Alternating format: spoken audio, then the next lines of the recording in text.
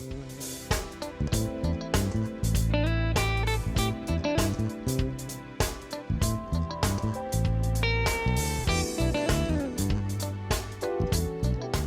I'm Kenny Anderson, Director of Multicultural Affairs for the City of Huntsville, and welcome to Impact. Each week we bring you information about exciting things that are happening right here in our community, and today will be no different. You know, this is that time of year where people start looking at financial resolutions for the new year, in addition to all the other transitional things that are taking place. It's one of the most important conversations a person can have, and no one should do it without some good, sound advice. Joining me today on the broadcast is Kevin Fernandez. He is the owner of Fernandez Financial Group, and he's here to do just that. What's happening, Kevin? Hey, Kenny, very excited to be here. This is, like you said, the best time of the year to do some conversations like this. So I'm very excited. Absolutely. Long time with New York Life, formerly as a partner. You have left Huntsville at one point, and now you've returned to Huntsville, and you're planting your seeds right here once again. Actually, I would say fertilizing the seeds that you planted when you were here before. That's right. And now you're here, and we're glad that you're back in the community. So first of all, welcome back. Thank you very much. I'm very excited to be back. All right. Well, you know, Kevin, as I said, this is a time of year where people have come out of that frenetic holiday season with all of the running back and forth and spending that was going on, a lot of excuses being made, a lot of rationalization being done. And now the bills are going to start rolling in. That's right. And so let's start right there. As people approach the new year and they start thinking about their financial health, the robust nature of their financial health, where's a good starting place for the average person?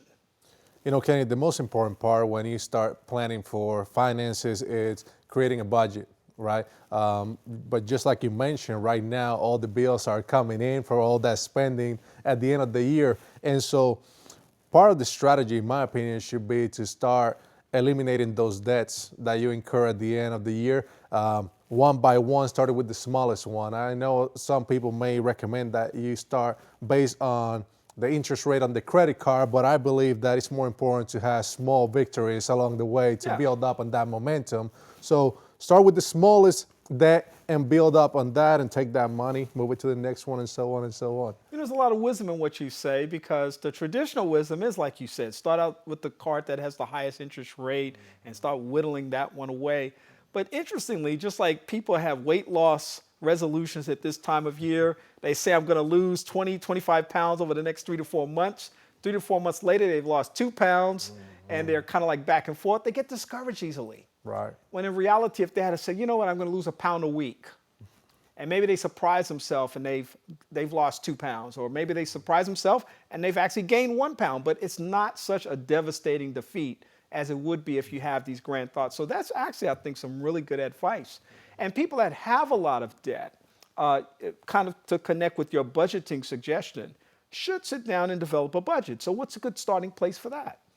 You know, a budget, obviously everybody's situation, income is different. It may not work for everybody the same, but a good formula that I've followed personally is take 50% of income and use it towards necessities, paying the bills, the fixed expenses on a monthly basis, 10% towards building an emergency fund, 10% for charity and giving, 10% towards long-term investments, 10% towards your education, self-development. I think that's crucial, and I think that's a 10% that probably weights more than the others, you know. That's so important. And then the last 10%, if you're using 10% towards saving, use 10% to reward yourself as well. Because I believe if all you do is save, you're not enjoying yourself. You're going to come and grab those savings and go blow them on a nice vacation instead of rewarding yourself along the way. Yeah. So I guess a lot of what I hear what you're saying too is to have some kind of discipline. You also have to have a plan. But when you make a plan, you also want that plan to be realistic. Absolutely. There's some people that really make unrealistic plans as it relates to their financial things. Even on the giving part, a lot of people say, I want to be more philanthropic, more charitable. But you have to be mindful about how you approach that too. You can't throw it all away, especially when you have other debt that you've got to take care of. Absolutely. And going back to that 10% on education, a lot of people don't value that as they should. And I think that's extremely important because no matter what your role is in your company or your business, you can always improve your skills so that you can have more income, so that you can do more things for others. But you got to take care of yourself first, and it starts with growing yourself, investing in yourself along everything else. Yeah, you mentioned several things. You talked about debt, and that, of course, the challenge for people not having a good budget. What are some of the other critical mistakes that people make financially that they probably end up getting hurt by the most? And I know one of them might be, I'm answering my own question in a way, but I want to hear from you too. But one of them might be not saving enough for the future or rewarding yourself. Those are two other ones. But what other mistakes do people make financially? Yeah, so one of the big mistakes that I see a lot is that a lot of people are putting most of their money, all of it really, towards pre-tax plan like 401ks because that's what's offered through their business place, and they don't sit down with someone like me or another professional to really identify what other opportunities are there to save money. And when you look at taxes today compared to other times in history, they're pretty low, even though, I mean, we don't like paying taxes. I know nobody does, but they're pretty low compared to other times in history. And long term, personally, I see taxes going up. They may stay the same or even lower in the short term, but long term they're gonna be higher. So unless you're getting a match on your 401k, which then you should contribute as much as needed to get the full match, you should look for the rest of your money that you want to save towards the after tax, where you could possibly grow a bucket of money where you could access tax-free money that you could eliminate a lot of taxes in retirement, which is maximizing your income, which is what we want, to maximize income in retirement and minimize taxes. Yeah, and as it relates to things like the market, I know a lot of people see the market, and they see sometimes the volatility of the market. Sometimes the market is like some kind of abstract thing to people. They don't really understand it. They kind of mix terms together in terms of the specific dynamics of the market. They don't understand basic fundamental things like bonds and money markets and mutual funds and some of just the basic terminology and stuff. I think one of the best pieces of advice might be that they need to sit down with a good person who has a financial management mind with regards to the market and find out if they should invest or not and find out what their tolerance is. Absolutely. You definitely want to sit down with someone that can educate you in all these topics, because the riskiest investment you can make is an investment where you don't know what you're investing in, right? Business owners, they invest in their business. If they know their market, if they know their business, it's not as risky as somebody who doesn't know that business and try to invest in that business, you know? And so it's extremely important that you sit down with a professional to understand all these topics, because there are investments that are more suitable for someone who's younger, who has a longer time horizon, who wants to be more aggressive with their funds, but someone who may be nearing that retirement age, they're ready to hang it out within the next 3 to 5 years, they should take a more conservative approach, especially with the market being all-time high at this time. If something like '08 were to happen all over again, it could be catastrophic if somebody doesn't have the right plan to minimize that risk. Yeah, and they sort of want to definitely be thoughtful about that.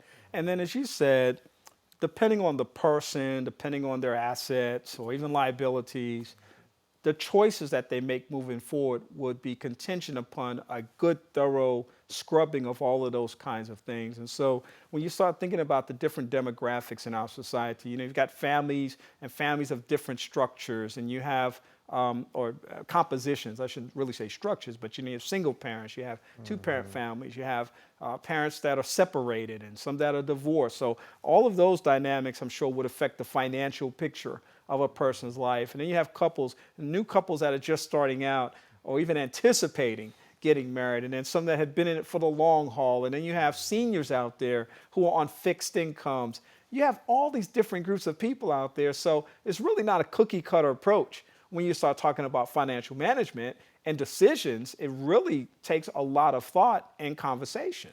Absolutely. Like you said, a couple just starting out, they may have heavy student loan debt, which is huge, as you know, and their number one priority could be to eliminate that debt as quick as possible. They may want to buy a house. So now you have maybe 6 figures worth of student loan debt, and you're gonna have 6 figures of a mortgage. So getting out of debt for that couple is probably gonna be one of the top priorities, as well as putting money away for their future. Then they have kids, they gotta think about college funding. So there's so many moving parts. Somebody living in retirement and fixed income wants to make sure that they don't run out of money. A report recently stated that retirees are more concerned about outliving their assets, their money in retirement, than death.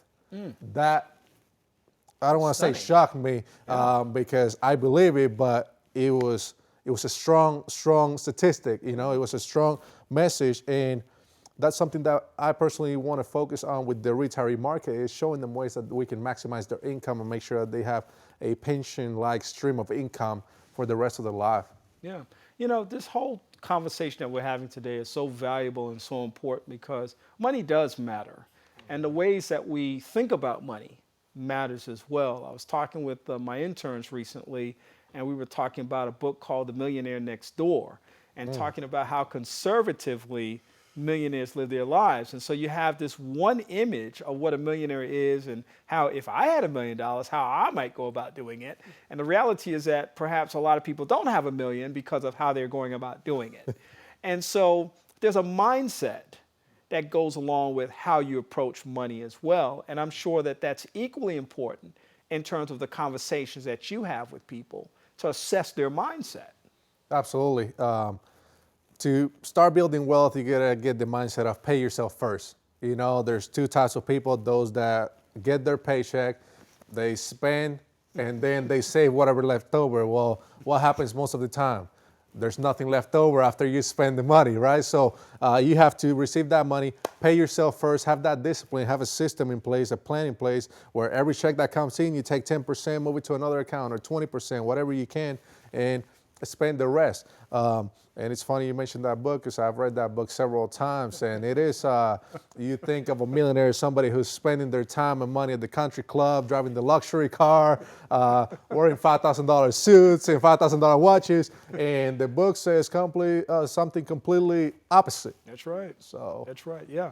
That's so important in terms of how we think about that whole process and approach it. And the mindset for me as a mental health professional is where everything begins, how I think about something, which also says to me that there are those that are perhaps going through difficult times right now, that if they believe that that is going to be the outcome of their life, or that there is no way out, then that's probably exactly what will happen. And if you're in a difficult situation financially, you should perhaps try to believe in the possibilities. And it doesn't help anybody to be either broke or in debt, to sit around saying, I'm broke and in debt. Right. That's a statement of reality.